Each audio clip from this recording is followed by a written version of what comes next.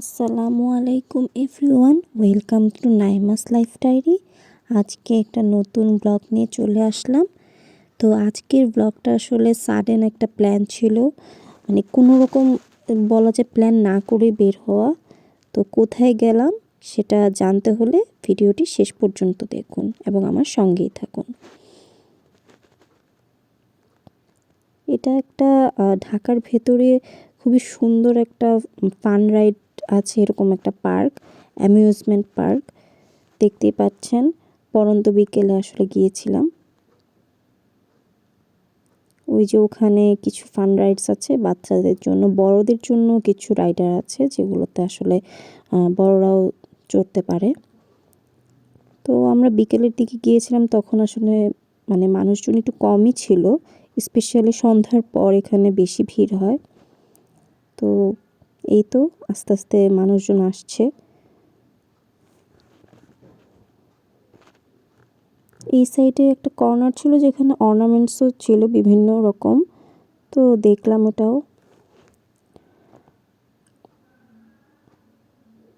এখন আমরা আসলে বোট সেলিংয়ের জন্য যাচ্ছি, বোট সেলিং করব।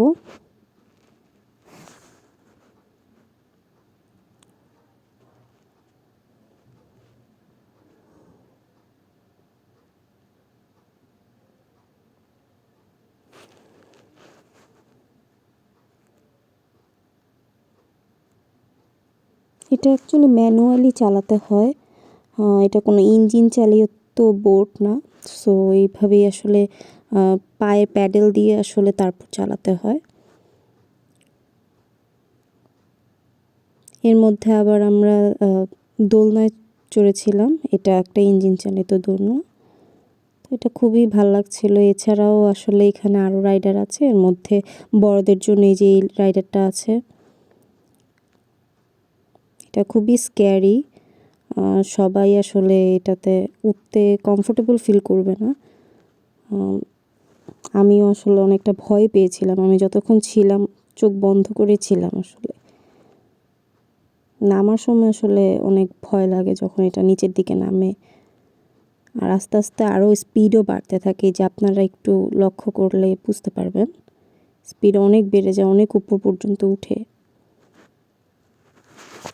তো তারপর এটা আসলে মজারই ছিল যতক্ষণ ছিলাম, মানে ভয়ের সাথে আসলে এটা একটা ফান, এরকম একটা ব্যাপার।